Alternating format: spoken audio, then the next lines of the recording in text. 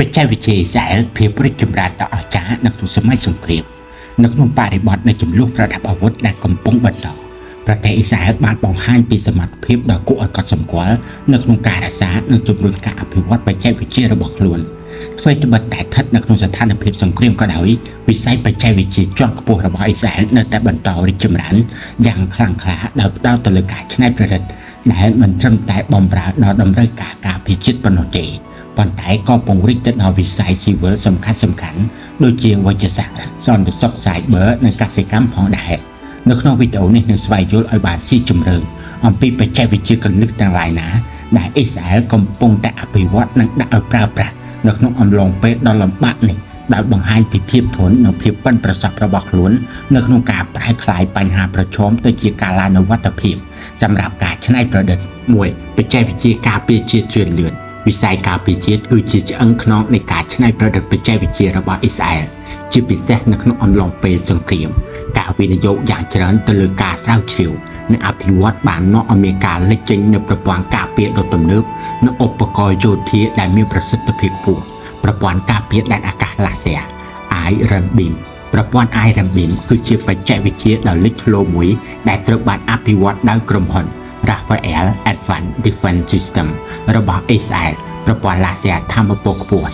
HELWS ត្រូវបានរចនាឡើងដើម្បីស្ទាក់ចាប់ការគំរាមកំហែងជាច្រើនប្រភេទរួមមានគ្រាប់រ៉ាកែតកាំភ្លើងត្បាល់និងយន្តហោះគ្មានមនុស្សបើក UAV ពីចម្ងាយផ្សេងៗគ្នាអ្វីដែលធ្វើឲ្យ Iron Beam មានលក្ខណៈពិសេសនោះគឺសមត្ថភាពរបស់វានៅក្នុងការផ្ដល់ដំណោះស្រាយការពារដែនអាកាសដែលមានតម្លៃទាបជាងបើប្រៀបធៀបទៅនឹងប្រព័ន្ធស្ទាក់ចាប់បែបប្រពៃណីដូចជា Iron Dome ដែលប្រើប្រាស់មីស៊ីលថ្លៃៗ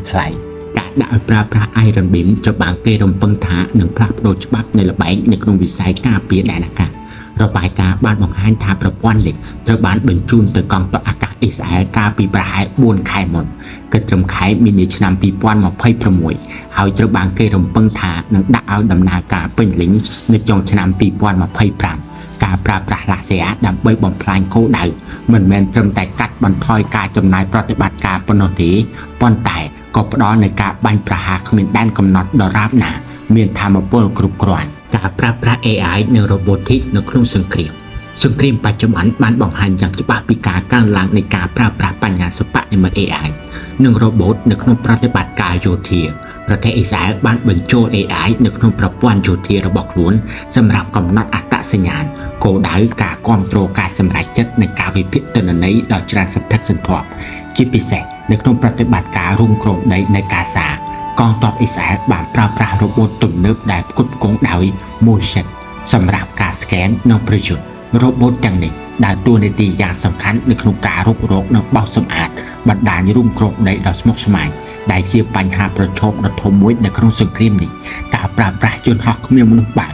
drone និងឧបករណ៍ចាប់សញ្ញាទំនើបក៏ត្រូវបានពន្លឿនផងដែរដោយក្លាយជាផ្នែកសំខាន់មួយនៃ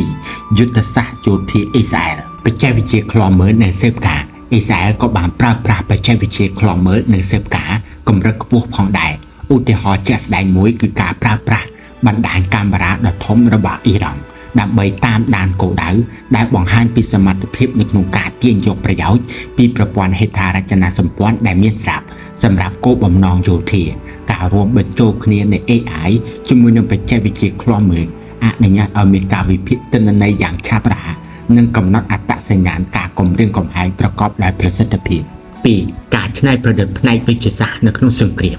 ចំនួនប្រដាប់អាវុធតែងតែជំរុញឲ្យមានការច្នៃប្រឌិតផ្នែកវិទ្យាសាស្ត្រហើយអ៊ីស្រាអែលក៏មិនខុសពីនេះដែរការយកចិត្តទុកដាក់លើការថែទាំរបួសនៅសមរភូមិនិងសុខភាពផ្លូវចិត្តបាននាំឲ្យមានការអភិវឌ្ឍបច្ចេកវិទ្យានិងវិធីសាស្ត្រថ្មីៗការថែទាំរបួសនៅសមរភូមិការកាត់បន្ថយអត្រាមរណភាពនៅសមរភូមិ CFR នៅក្នុងសង្គ្រាមឆ្នាំ2023-2024អាចបណ្ដាលមកពីការកែលម្អការថែទាំរបួសការច្នៃប្រឌិតផ្នែកវិទ្យាសាស្ត្រថ្មីៗនិងមេរៀនដែលបានរៀនពីជំនួសពីមុនបានជួយសង្គ្រោះជីវិតទាហានអ៊ីស្រាអែលកាន់តែច្រើនការអភិវឌ្ឍឧបករណ៍វិទ្យាសាស្ត្រថ្មីៗដែលផ្អែកទៅលើបទពិសោធន៍ប្រយុទ្ធនិងការអនុម័តបច្ចេកវិទ្យាសមរភូមិកាន់តែច្រើននៅក្នុងការថែទាំរបួសស៊ីវិលគឺជាលទ្ធផល ដែលគួរឲ្យកត់សម្គាល់ឧទាហរណ៍ជាក់ស្ដែងមួយគឺការដឹកជញ្ជូនឈាមទាំងមូលដោយយន្តហោះគ្មានមនុស្សបើកដែលអាចផ្ដល់ការផ្គត់ផ្គង់ឈាមយ៉ាងឆាប់រហ័សដល់ទាហានដែលរងរបួសនៅសមរភូមិការព្យាបាលសុខភាពផ្លូវចិត្តដោយ AI ផលប៉ះពាល់ផ្លូវចិត្តនៃសង្គ្រាមគឺជាបញ្ហាប្រឈមដ៏ធំមួយកងកម្លាំងការពារអ៊ីស្រាអែល IDF បានចាប់ផ្ដើមកម្មវិធីព្យាបាលជំងឺ stress ក្រោយការប៉ះទង្គិចផ្លូវចិត្ត PTSD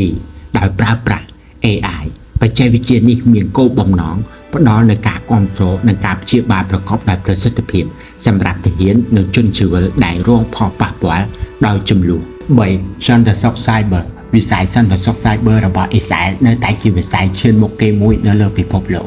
ហើយបានបង្ហាញពីភាពធន់គួរឲ្យកត់សម្គាល់នៅក្នុងអំឡុងពេលសង្គ្រាមការវិនិយោគនិងកំណើនទោះបីជាមានភាពមិនច្បាស់លាស់ក៏ដោយវិស័យសន្តិសុខ Cyber របស់អ៊ីស្រាអែលបានទាក់ទាញការវិនិយោគយ៉ាងច្រើនរបាយការណ៍បានបង្ហាញថាការផ្ដល់មូលនិធិឯកជនសម្រាប់វិស័យនេះនៅឆ្នាំ2024ស្ទើរតែទ្វេដងបើធៀបទៅនឹងឆ្នាំ2023ជាក់ស្ដែងក្រុមហ៊ុនសន្តិសុខ Cyber អ៊ីស្រាអែលបានរាយអង្គាសប្រាក់$3.79 លាននៅក្នុងឆ្នាំ2024ដែលជាការកើនឡើង 56% ពី$2.42 លាននៅក្នុងឆ្នាំ2023នេះបង្ហាញពីទំនុកចិត្តរបស់វិនិយោគិនចំពោះសមត្ថភាពច្នៃប្រឌិតរបស់អ៊ីស្រាអែលនៅក្នុងវិស័យនេះ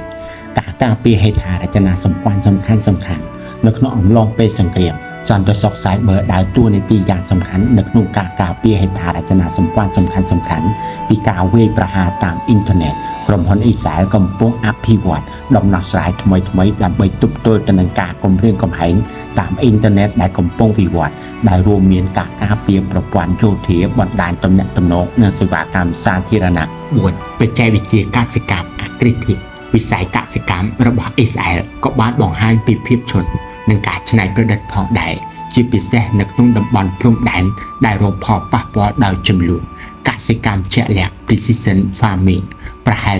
70% នៃកសិករអ៊ីស្រាអែលបានប្រើប្រាស់បច្ចេកវិទ្យាកសិកម្មជាក់លាក់បច្ចេកវិទ្យាទាំងនេះរួមមានប្រព័ន្ធ GPS ឧបករណ៍ចាប់សញ្ញានិងការវិភាគទិន្នន័យដើម្បីបង្កើនប្រសិទ្ធភាពផលិតកម្មដំណាំនិងការប្រើប្រាស់ធនធានទោះបីជាមានបញ្ហាប្រឈមដូចជាការរៀនពីរបៀបធ្វើកសិកម្មដោយគ្មាន GPS នៅក្នុងតំបន់ជម្លោះក៏ដោយក៏កសិករអ៊ីស្រាអែលនៅតែបន្តស្វែងរកដំណោះស្រាយប្រកបដោយភាពច្នៃប្រឌិតការគាំទ្រកសិករនៅសន្តិសុខស្បៀងអង្គការក្រៅរដ្ឋាភិបាលកសិកម្មអ៊ីស្រាអែលបានបង្កើតមូលនិធិសង្គ្រោះបន្ទាន់ចំនួន$50 លាន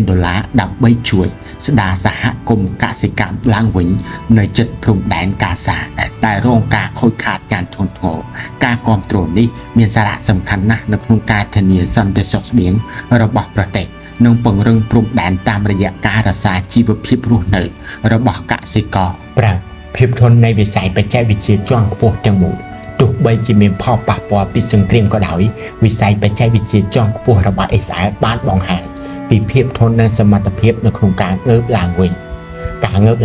និងការវិនិយោគបន្ទាប់ពីការធ្លាក់ចុះដោយសារសង្គ្រាមវិស័យបច្ចេកវិទ្យារបស់អ៊ីស្រាអែលកំពុងបង្ហាញសញ្ញាដំបូងនៃការងើបឡើងវិញដែលជំរុញដោយការកើនឡើងនៃការច្នៃប្រឌិតផ្នែកការការពារជាតិក្រុមហ៊ុនបច្ចេកវិទ្យាអ៊ីស្រាអែលបានទាក់ទាញការវិនិយោគឯកជនចំនួន$15.6 លាននៅក្នុងឆ្នាំ2025កើនឡើងពី$12.2 លាននៅក្នុងឆ្នាំ2024នេះបញ្ជាក់ពីស្ថានភាពរបស់អ៊ីស្រាអែលដែលជាមេដឹកនាំសកលនៅក្នុងការច្នៃប្រឌិតនិងការវិនិយោគការរួមចំណែកដល់សេដ្ឋកិច្ចវិស័យបច្ចេកវិទ្យាមានសារៈសំខាន់ចំពោះសេដ្ឋកិច្ចអ៊ីស្រាអែលដោយក្រុមហ៊ុនបច្ចេកវិទ្យាអ៊ីស្រាអែលបានបង្កើត17% នៃផលិតផលនៅក្នុងស្រុកសរុប GDP ភាពធន់នៃវិស័យនេះមានសារៈសំខាន់ណាស់សម្រាប់ការរក្សាលំនឹងនិងសេដ្ឋកិច្ចជាតិទោះបីជាមានការកើនឡើងនៃអនុភាពនិងបំណុលធៀបទៅនឹង GDP ដោយសារសង្គ្រាមក៏ដោយសរុបមកបច្ចេកវិទ្យាអ៊ីស្រាអែលបានបង្ហាញពីភាពរឹងមាំនិងភាពច្នៃប្រឌិតដ៏អស្ចារ្យនៅក្នុងអំឡុងពេលសង្គ្រាមពីប្រព័ន្ធការពារដែនអាកាស Laser Iron Beam រហូតដល់ការប្រើប្រាស់ AI នៅក្នុងប្រតិបត្តិការយោធានិងការច្នៃប្រឌិតផ្នែកវិទ្យាសាស្ត្រសន្តិសុខ Cyber និងកសិកម្ម អ៊ីស្រាអែលបានបន្តជំរុញព្រំដែននៃបច្ចេកវិទ្យា